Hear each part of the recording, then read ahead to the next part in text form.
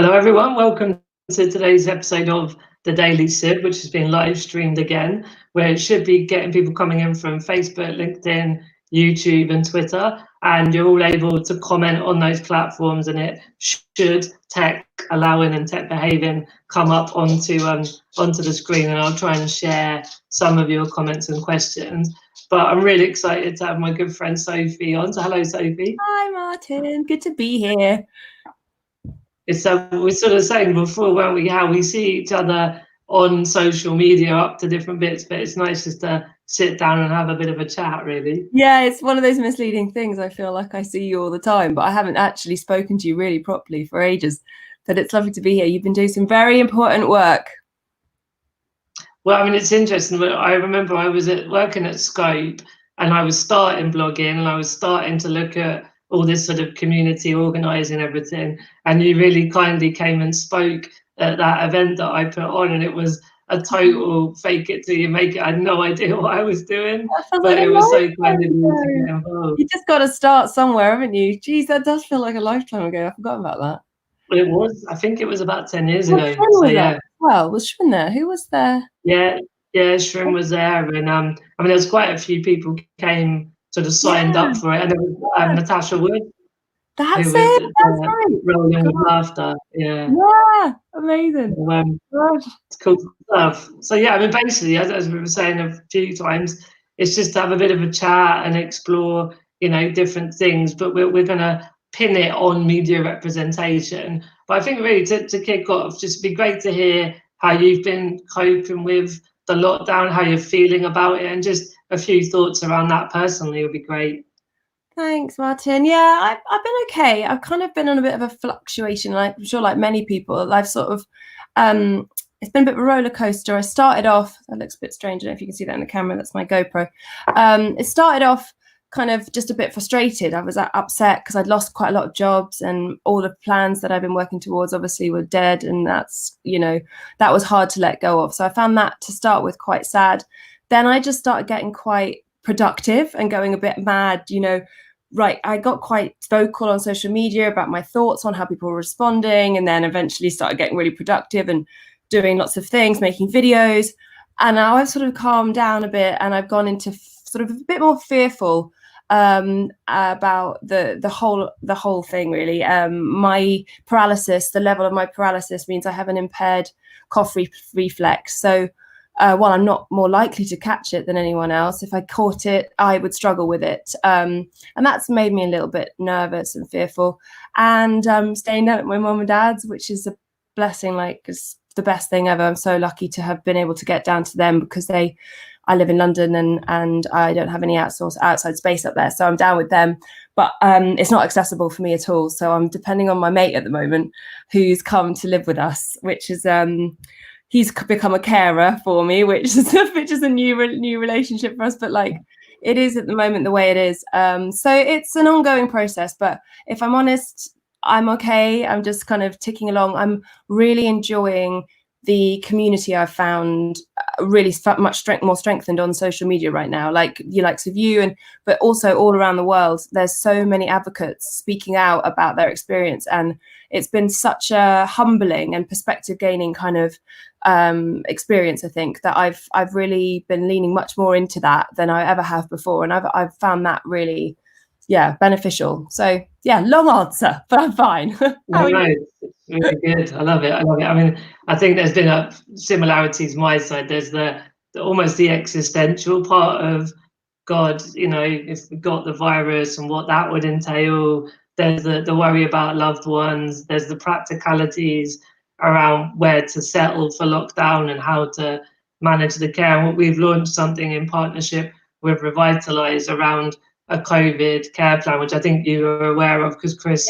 had emailed you from Disability Horizon. And it's just about everyone's just getting their head around those very practical side, but then there's definitely that almost positive or silver linings that once you've sort of dealt with those bits, there's this different rhythm of life, of more time to be creative, and even online to connect with the community and all that sort of stuff, which is great. It's interesting, isn't it? And I think the fear part, if possible to remove that, then this can be a time of reflection and productivity and reaching out and making new connections. But I think the problem is the way that this is evolving is every day there's new news and there's more information, and it's just a divulge of stuff. And I think it can leave that perpetual feeling, if you're not careful, really hard to just get rid of. So you can have a good day and be like, yeah, I've got this, I've got my little thing going on, and keeping yourself mentally like prepared and entertained, as it were, and kind of know what you're doing. And then news can hit you and you suddenly feel very frightened. And I think I've found as well, the more I've put myself out there to as a voice in the community, the more people come back at me as well. I'm sure you get the same kind of going, what are you doing? How are you managing with, like, how are you shopping? Or what are you doing about this or that? And it's always a bit like, Christ, there's so much access to information right now, has never been more important. And I felt never been so obviously terrible for people with impairments. It's like, it's just, there's just such a lack. So yeah, it's an ongoing, and it will be ongoing. I mean, I saw this morning in the news that the lockdown is going to be extended potentially. So this is an unknown. It's a very unknown. Yeah. I mean, obviously, we've started off on that personal level of the sort of implications that you have and I have, and we've both got a lot of empathy and compassion for what the community and what others go through. But bringing it sort of to the media now, and we'll weave it in and out in other aspects. But what's your thought been on how the media have covered the sort of disabled people's experience of this? I don't know, Martin. It's been really mixed. I'd say not as good as I'd like. But again, it keeps changing. I think the media we've got fantastic representation in people like Nikki, who is there at the BBC to really be that voice, and she's on point. Often I know the work that you've done with her is invaluable, but I often feel at the moment it's something that I've recognized a lot, is that there's a sort of, the grouping of disability has become even more dangerous now, and the kind of the vulnerable, and this word of the vulnerable and the disabled, and everything. I know it's just a really uncomfortable word.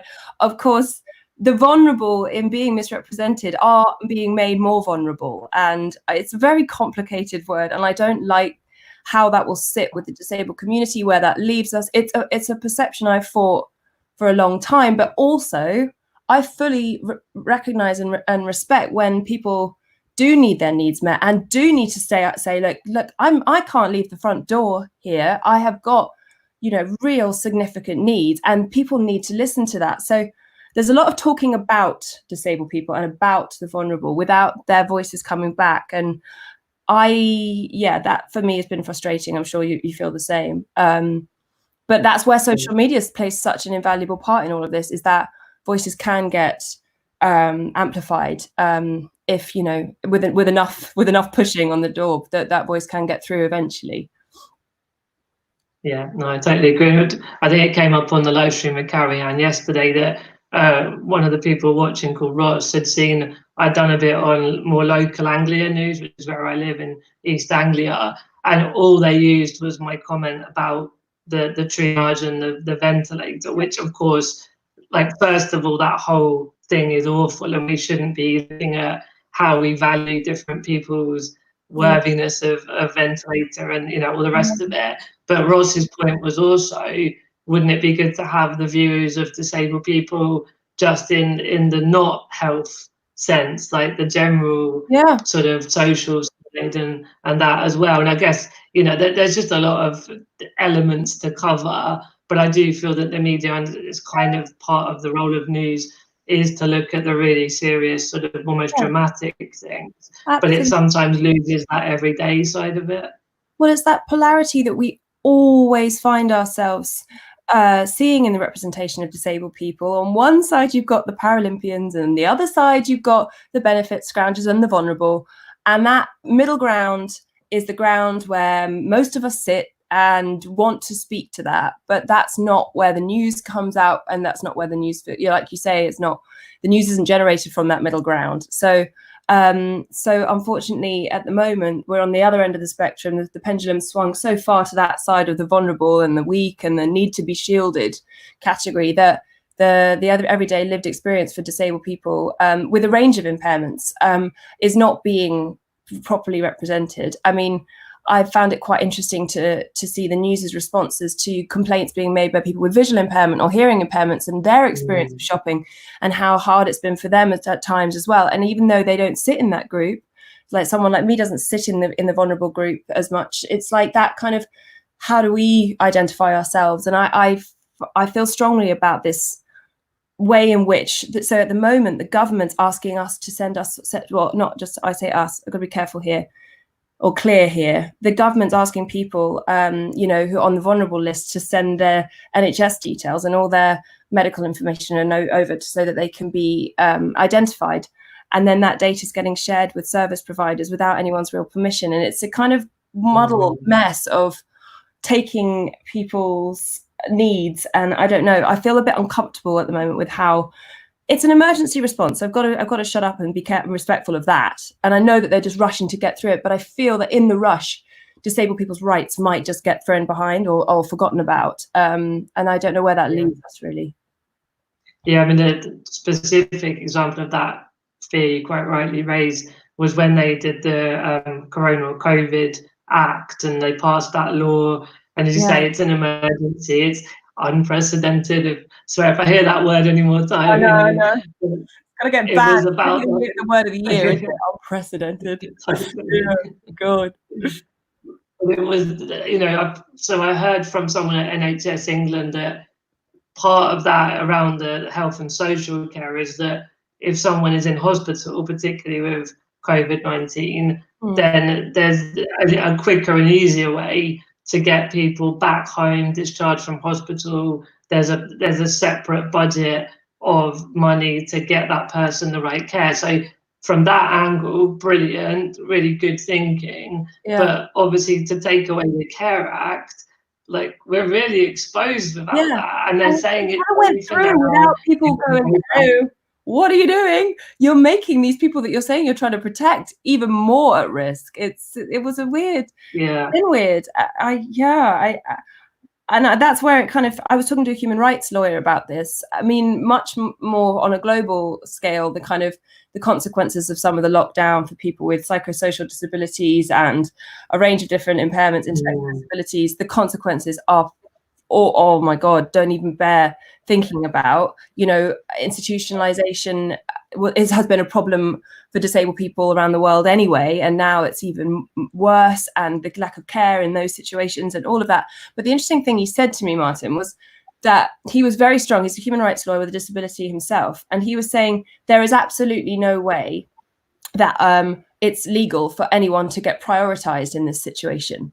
And so with, you know, we were talking about this kind of like, how is it that people are being told that some people get more care and some people don't, or some people won't get treatment, some people will?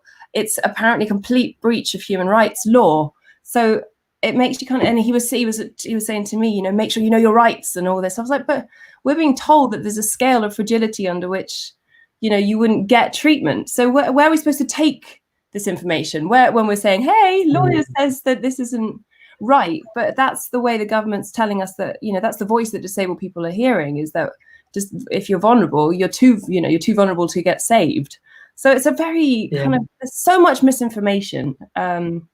It's almost better to tune it out now. Yeah, well, on the mental health side, there's I mean, I certainly, you know, you get right in the thick of it, you're reading everything, and then you realize you're getting quite anxious and depressed. And so I've definitely limited my amount of news intake, and I, you know, tried to sort of have a bit of positivity in the day. You're the luckiest man ever. You've got your dog who's I've not met, but wow, having a dog right now must be the best. I'm so jealous, because it's an excuse to get outside. The company and the happiness and the obliviousness of dogs. It's just very, very cool. Yeah, very cool. Yeah, and that's, you know, again, back to that empathy of people in different, you know, I think people in the city is maybe a bit harder than more rural areas, and there's sort of different circumstances. And I'm definitely lucky that I'm we've got Sunny, we go out for a bit of Yeah. fresh air each day, and that's Yeah. a blessing. Although he was a little shit yesterday, he was being really naughty. So I think, there's always ups and downs with that as well. No, the thing I think about it, I've been thinking about this so much about the privilege right now that I feel, and I sit in that world. I think of almost sitting in two worlds: the disability world, but the privilege world, and the fact that I do have family to help me right now. The fact that my access needs are looked after, and my medication isn't too difficult to get hold of, and those kind of things. And I'm able to wash my hands. I'm able to self-isolate. I'm able to do all those things.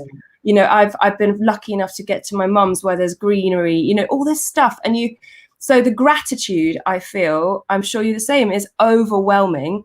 But then also there's this feeling of just every time you speak, I just feel, God, I can't speak to this. I mean, I was talking to a young man yesterday who, I shouldn't name names or anything, but he's basically his situation, and he lives over in a developing country, and he can't actually access water, and he's a wheelchair user, and so even sanitizing, he can't keep his chair clean, he can't even access water to wash his hands. We were talking about the how to isolate in those kind of conditions, and it's just like, this is not a level playing field in any way. We're so lucky, and I'm very aware of that every single day. Yeah, but what can we do? What can we do? I know.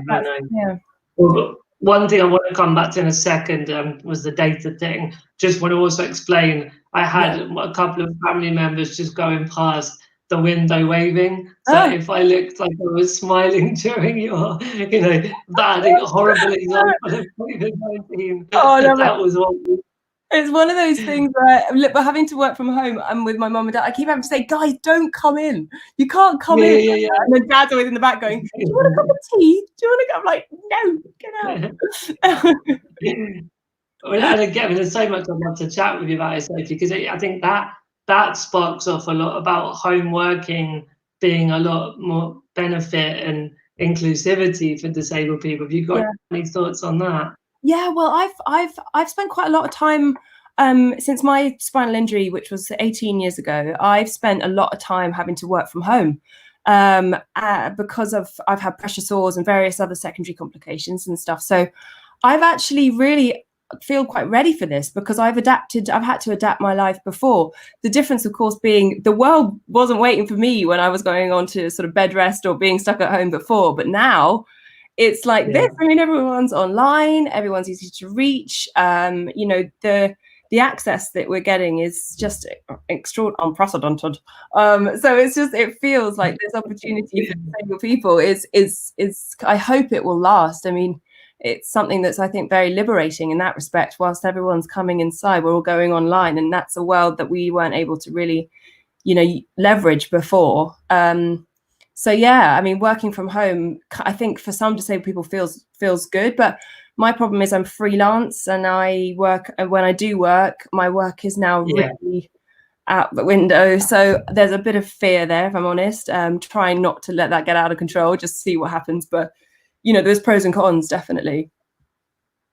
Yeah, and I think some of the different bits we've already touched upon, there's an adjustment that we've all gone through. There are things we still need to kind of work out, both personally and societally, and they're the urgencies. And then I think it's very hard to say, once this passes, bits that like the Care Act, bits like home working, there could be positives and there could be real risks. But I suppose the whole world is in a state of, we don't know how long this will go on for, so it's a little bit day at a time. And then when you said, what can we do? I think this kind of chat, raising awareness, it's part, if everyone is just asking questions and just saying like, okay, we understand some things are not normal now, so we'll go with some of this, but like, we are gonna come after you if this doesn't go to where it should be later. I think it's accountability, really. I think you're totally right. I don't know. I mean, we're both positive people, opportunists, and I can't help but try to think and hope that there'll be an opportunity come out of this for a greater empathy for the way in which disabled people live. Because when all this went down, obviously, people start to realize what it's like to have your life taken out of your hands, and your access to healthcare and access to to work and access to all the various things that we know pretty well about. And now everyone has a greater empathy. So I hope that we could see in the future that empathy might remain. And so when people do have to have those, reasonable adjustments made, people might go, oh, I get that now. I get that. So that's where I hope. But like you say, the care acts that come through, the Coronavirus Act that's come through, some of the laws that have been put in place have seen some of the laws that people have been fighting and campaigning for go out the window very, very quickly. So there's a kind of like, we could go either way, couldn't we? Which is unnerving.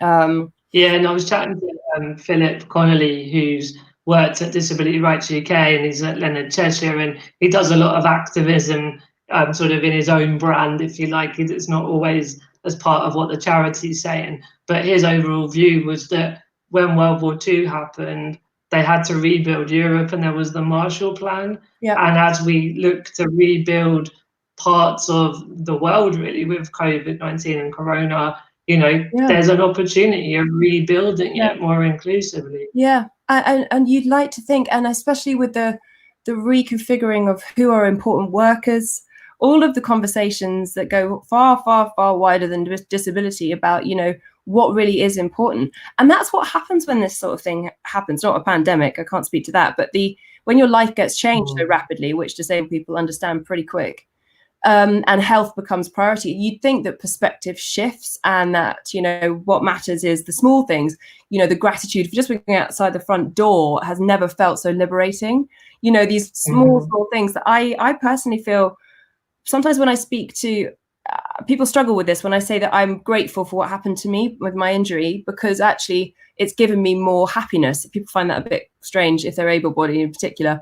But what I mean is it gives you that gratitude. You're like, I know what I've lost, so I know what I've got. And it's that I feel right now is that kind of like, and I hope the world keeps hold of that and we go into the world in a new way. But only time will tell. I mean, the problem is now financially, we're all really, it's not just about perspective. This is going to be the biggest downturn, like the recession that's looming. Who knows what that's going to come out, how we're going to all come out. It's very, very, interesting times. I don't want to say frightening. I want to say interesting times.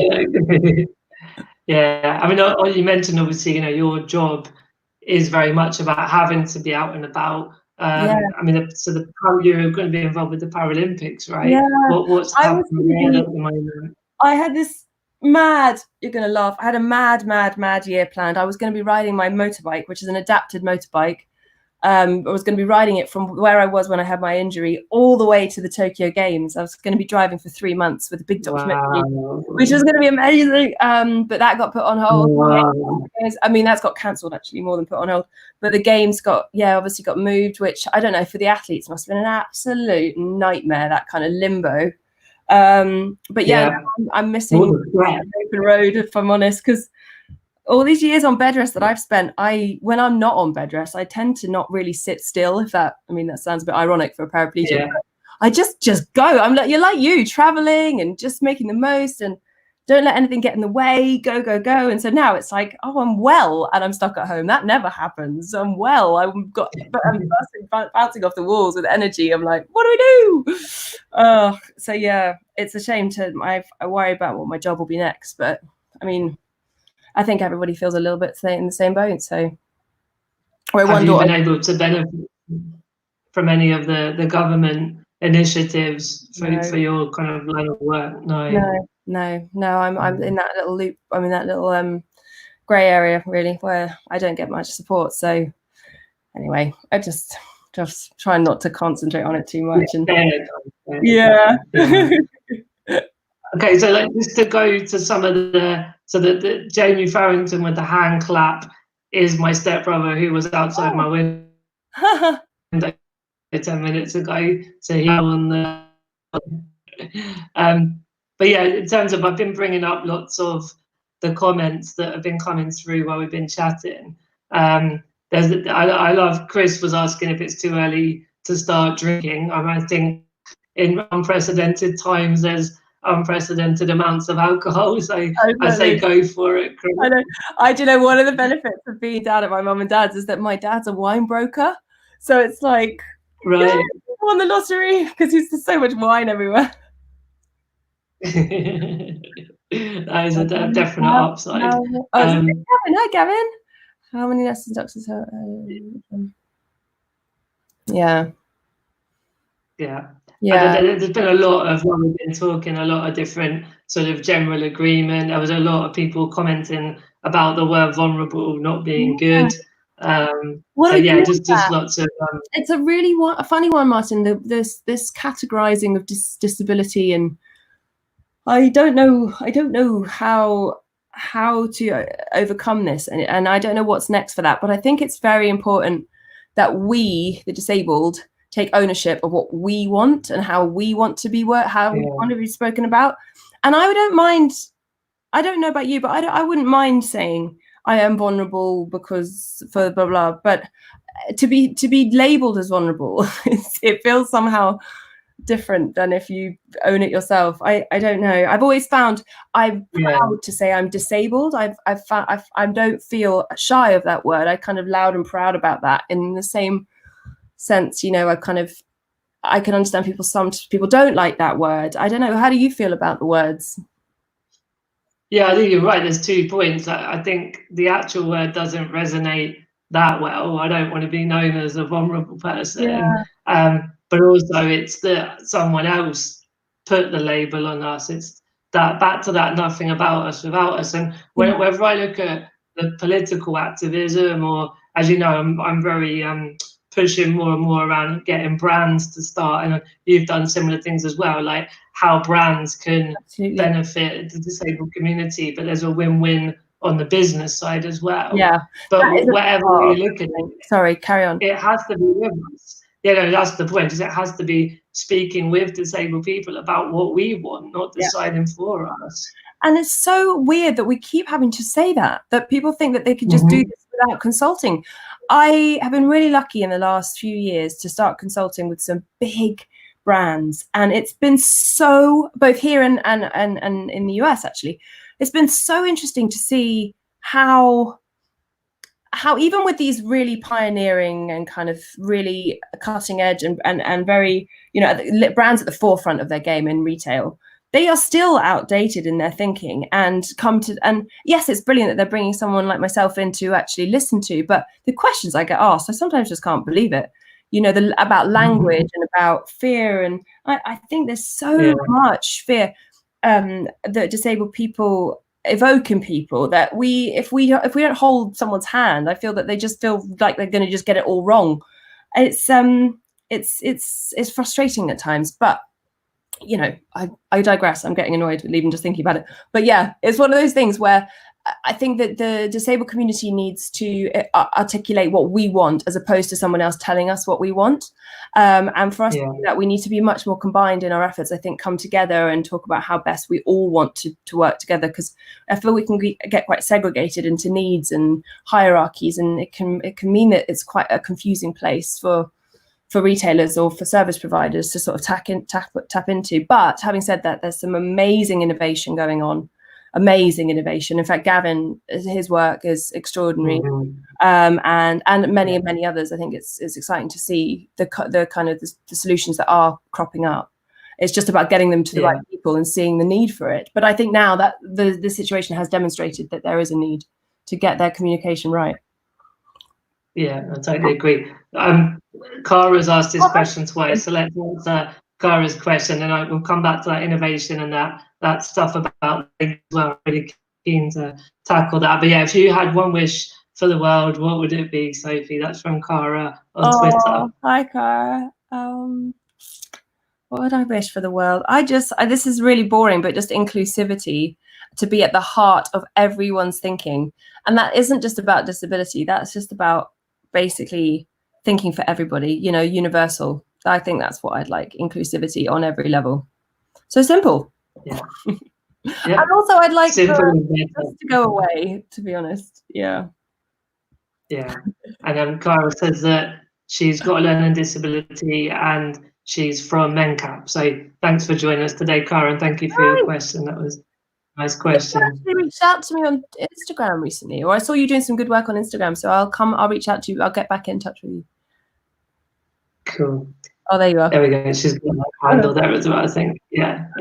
Cool. Yeah. So yeah, back to this sort of thing about innovation, disruption, the whole data thing, and you and I had a bit of a bigger chat about it last week. Can you sort of, I mean, you've already outlined it a bit, but just give some more thoughts on it. It would be really helpful. So when this crisis started, and I think it was just before the lockdown, one of the major retailers came out saying that they were going to do this thing where they were going to give over disabled people, vulnerable people, the EDVs, the elderly, disabled and vulnerable, that group, they were going to give them the allocated shopping hours and allocated delivery spots, priority delivery spots.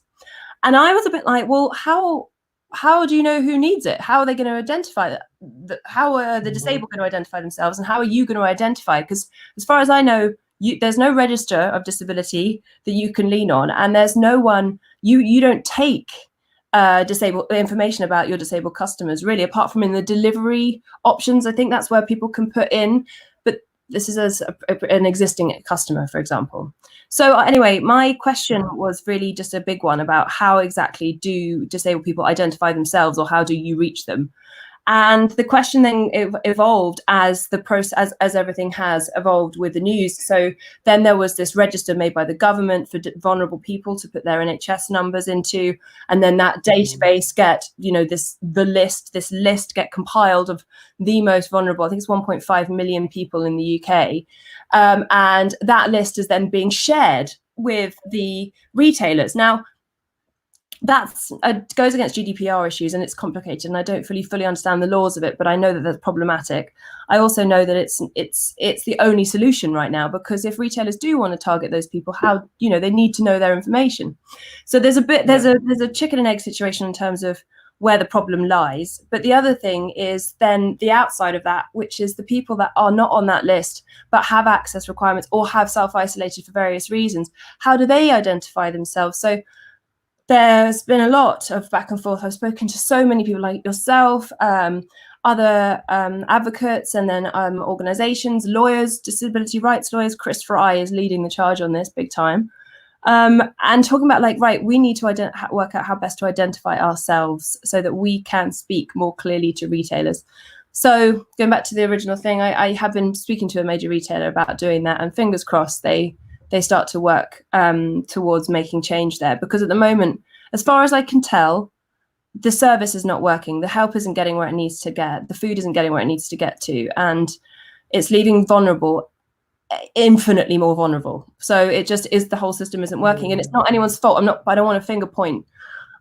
Everyone's trying their best. And also there's a huge demand, it's off the scale. So food supplies and everyone's struggling. But I think in order for disabled people to get what they need, and for retailers to get to them legally, which is their duty as well, under the Equality Act, there is this sort of feeling of, right, what can we do to provide a solution here, and how can we identify ourselves and make sure that someone like me, so a paraplegic wheelchair user, I actually can go into the shops, okay? I can. I'm not on that list. But I've got to be very, very careful, and there's things I can't reach, and I don't want to ask other people's help for touching stuff. So how do I identify my needs to you without, and so things like that, as an example.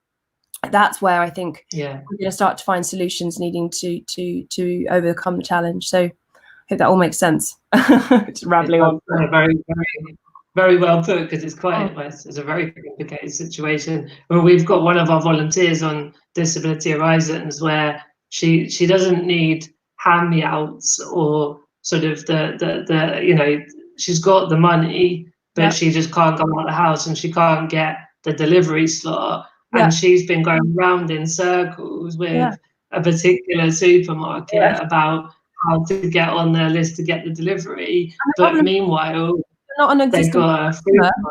How do you register? So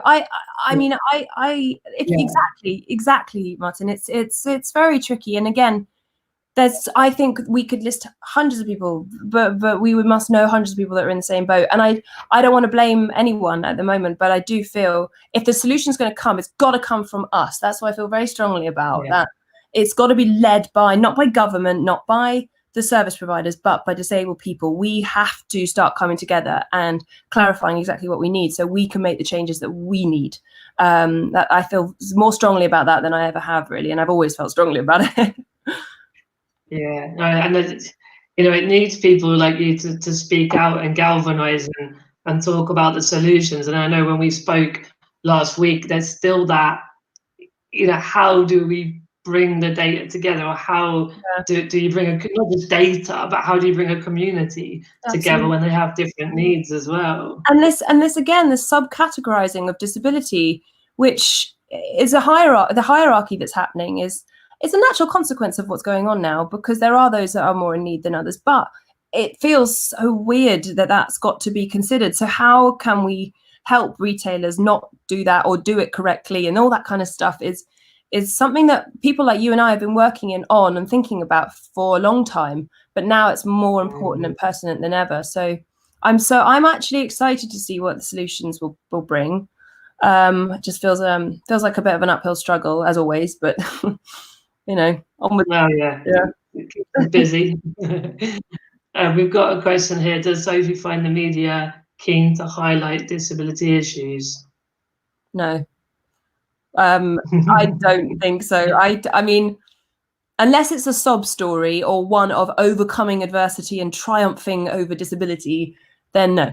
So it's either going to be the Paralympian, or the person with no legs that climbed Everest, those stories, the overcoming all odds stories, or the sob stories, the most dark, deep sob stories. And of course, those they deserve a place in the news, but I don't think the media are much more interested in the middle ground, especially at this point where, I don't know. That's my opinion.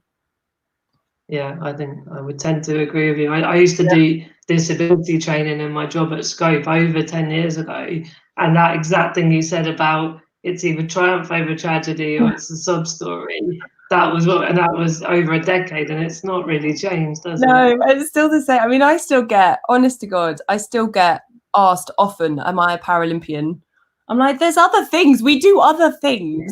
We're not just like, just because I'm in what I look well and I'm in a wheelchair does not mean that, the perception gap, which I find fascinating. The work that Scope's done into the perception gap for me is just the most terrifying, but real kind of analysis of what is going on out there. The perceptions around what people think about disability and then the lived experience of disability, completely different.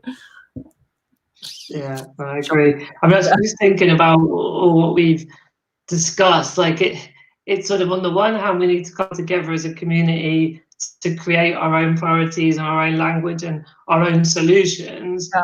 But on the other hand, we're all extremely different in the other elements of identity, whether it's political, all the different types of ways you break down identity. And that's a challenge, I think, isn't it? It's the ultimate challenge. It's not one group, the same as no other group is all the same. It's the shared characteristics, and it gets broken down into groups, and then further groups, and then further groups and further groups. I think for me the point is ownership of what you need, and sharing that to someone that listens is the thing that matters the most. So you might not need to know all of the ins and outs about my paraplegia and what that means for me, but you might need to know that for me to access your shop or your pub or your restaurant, I need a ramp. That's, and that's all the conversation needs to be. It doesn't need to be full disclosure. It doesn't need to be too invasive. I think it's just about being heard and speaking up. And unfortunately, we do have to do that still. But, our expectations are low. I think disabled people seem to be so grateful for just the merest accessible kind of, accommodation, whether that's attitudinal or physical. I mean, in any level. We're so grateful when someone captions something. I mean, I captioned a video for the first time and apologized that I hadn't been captioning it. And I got DMs, like loads of people saying, thank you. I was like, Christ, you're telling me off. I talk about accessibility and I've not done that for you for ages. And like, I just feel, So anyway, I digress again. But yes, the access needs and everything that we need, where am I going? Hold on, I've lost my train of thought. I'm rambling. I've had too much coffee this morning. Are you drinking a lot of coffee this morning at the moment? I have my one bit of caffeine in the morning. I've been trying to cut down, otherwise I don't sleep at night. No. And just sort of a couple of the comments coming through when you were speaking, like Gavin was saying that he has seen obviously a lot more coverage of retail and shops because of it. Yeah. So almost having that highlighting of retail, even through the negativity of Corona and even some of the negativity of how they portray it, it's still awareness of that broader issue, which is a fair point. Yeah, absolutely. And there's someone else, Hayley, who I know from the village where I grew up, actually, Needhamworth. Big shout out to Needhamworth. Apparently, there's a lot of volunteers being organised there to come together and help those that are under that category of vulnerable. I mean, obviously, another part of that is around older people. It's a very different sort of issues or priorities to younger disabled people. And someone else made the point that healthiness is not the same as disabled as well. Absolutely. So there's so many interesting points to this. That's a very, very, very valid point. I think the other thing that is a reminder in all of this, again, is that, as we've always said, and I know I've heard you say it, and I hear many people with disability say it, it's disability happens to people at any time in their lives, whether it be through old age or illness, or again through disability that is acquired, or it can happen to anyone at any time. And this should be a reminder just how, that is the truth. And I hope that, so when we're talking about the elderly and we're talking about them, I mean, some of them, what I found funny as well is, not funny, but just brilliant, is when you see the elderly people saying, right, you've got to go inside, you're old. They're like, no, we're young, we're fit and hot, And I feel like that. I noticed somebody in the spinal injuries group actually say they went to the shop to get their stuff, and someone grabbed them and didn't touch them. Someone cleared the path for them to come to the front in their chair, and they were like, hey, I'm fit and well.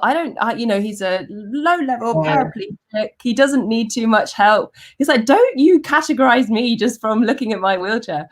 So there's this sort of like double-edged sword around, like, exactly like you say, healthy but not vulnerable, and disabled. And it's like, it's all like, it's a minefield. I suppose the answer for anyone watching that's not disabled and is maybe a bit more confused or worried about how to engage with us is, it's all about the person, isn't it? It's like you can see that someone may need a hand or some help, and you can ask, but not presume. And that's probably the best advice on an individual level. And then how we come together as a community, it's the same frictions that a political party or any other movement have, that there are different agendas within it, but we do need to have more of a unified voice coming out of it. I think you really articulate that spot on. I think unfortunately, it does put a lot of responsibility on the disabled people themselves, that we do have to therefore speak up for ourselves. But unfortunately, that's the fight we have to fight until things get better. I wish it wasn't that way. And I find it evasive sometimes, the way that people do intrude or do presume to help and all those things. But unfortunately, it's I think it's the first step towards that sort of more natural integration, where people are understood more on an individual basis than just grouped into one. Yeah, agreed.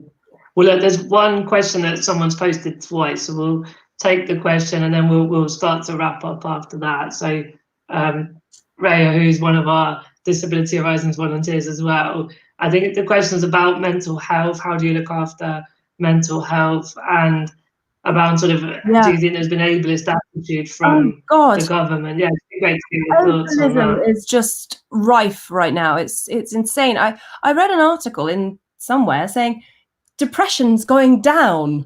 I was like, right now, and I thought, well, where are they getting their sources? I don't know who they're talking to. I mean, for people with any kind of mental health problem or before this, this is just going to trigger everything. It's so challenging. And gosh, I think that there's a real misunderstanding on what's how people can manage right now. Like that message said, I mean, people with intellectual impairments who can't, with the lack of routine or lack of freedom. I mean, it's never ending. So the answer for if I could speak to for myself about how I'm managing, I do this just I'm pacing myself, if I'm honest. I started off this journey really as I do, I kind of fight. I'm a bit of a fighter, and I fight everything. And I was going off and being quite kind of what can I do? How do I? but I'm now, you know, I've learned just to remind myself just to slow down, just pace myself massively every day. I don't need to be doing exercise. I don't need to be doing all the things that social media is telling you to do about how to manage. Yeah, just do what you want. Just, I mean, sorry, that's not, do what you can. And so I kind of focus on what I can do. So I draw, and it's something that I don't do for day-to-day life, but right now I'm doing a lot of drawing because that's something I love. You don't need to learn a new hobby. You don't need to do any of that stuff. You know, I think just take the pressure off yourself and just try and get through it day to day. And also do this, lean into your community. I found it really cathartic to find other voices that are shared, but also get some perspective. I've been reaching out to a lot of people in the community, disabled communities in other countries, to find out how they're coping. And whilst I don't want to sound too what's the word? Oblivious. No, that's the wrong word. Can't think of the word. It's humbling to realize how lucky I am, and that gratitude is helping my mental health. I think just being reminded how privileged I am, that I've got sanitation, you know, running water, I've got a bed, I can be on my own, I've got my family, those sort of little things, just a reminder of that. So yeah, spread your net in the social media world. I think it can really help. Yeah, I think you, by the way, really well said. I think it was very, very impactful for a lot of people watching. And I know, like you mentioned the drawing, I know you've talked about your art when you've had to be on bed rest in the past. So it's obviously something that you find really nice to do when you're not able to be rushing around the, you know, busy around the world and everything. So that's obviously, you know, something for you personally. And then, yeah, every individual will have their own passion, their own interest, and maybe explore and try some new things, but don't feel it like a pressure to do it as well. Yeah, there's all that, like, learn a language and do all this stuff. I mean, I think, Martin, I should caveat all of this with, I'm pretty much like you. Everything that happens, I see it as an opportunity for something. I'm always doing something. So, you know, it's not like I'm just sitting around doing nothing. I'm not very good at sitting around doing nothing. I'm quite an active person in my mind and physically. So right now, yes, I'm drawing, but I'm also, you know, pushing on retailers to improve up their game. I'm also getting exercise when I can. There's lots of stuff that I know are my coping mechanisms. They're not always the healthiest. I mean, I know I definitely overdo things and I work too much and all that kind of silly stuff, but that's my way of coping. I know why. Just find your way, you know. There's no right way in this, and everyone needs to just stop. Also, cut out people on social media who are telling you how to do things that don't resonate for you. I feel I got myself a bit frustrated with some people from the non-disabled community who were kind of never experienced anything like this before, but suddenly experts. And I found myself a bit frustrated with that. That's just me. So I've cut out quite a few people that I feel are speaking to our lived experience as disabled people very clumsily and very carelessly. And I think that needs to be avoided. So just make sure you're in a good space when you're on social media, and when you're at home, you know, look after yourself, basically. Yeah, interesting. Gavin's just posted about how non-disabled people can be championing and supporting disability rights, because, you know, obviously we've talked a lot about the negative side of being told what to do by others that don't have lived experience, but I think inclusion comes both ways. So have you got any thoughts in response to Gavin? Oh, Gavin, I mean, do you know, I don't even know, Gavin, actually, if you have a disability yourself, but as someone who I thought was able-bodied, you couldn't be a greater champion for people with disabilities. So I completely understand that question, where that question's coming from. I think that's, you know, I've actually found friends of mine have become, just by association with me, but some of the greatest disability sort of advocates and fighters on behalf of disability rights, just through default. Of course, it doesn't have to be from disabled people that change is made. Change can come from everywhere. I often encourage people who don't have a disability to point out to, say, service providers or, you know, spaces or hotels when they do a good job. I mean, I often get mates of mine, I don't know about you, Martin, they'll ring me and they'll be like, God, I was at this place, it was really accessible. You know, I'm like, well, tell them, it doesn't have to come from me. So there's a celebrating that can be done by anyone when you see that something's inclusive. Yeah. That's one thing.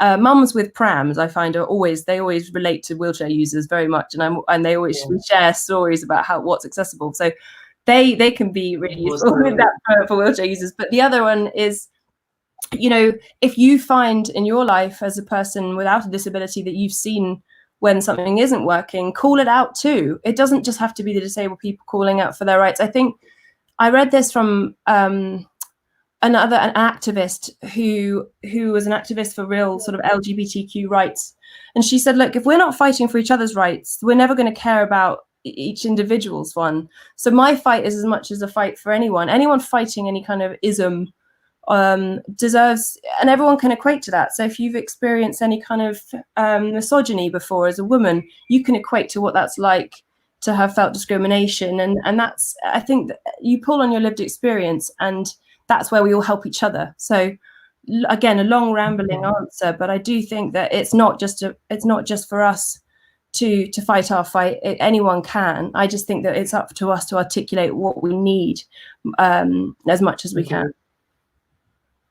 Yeah, I totally agree. I think that is a perfect point to end on. Sophie, is there anything else you want to add before we wrap up? Oh no, thank you. That's gone really quickly.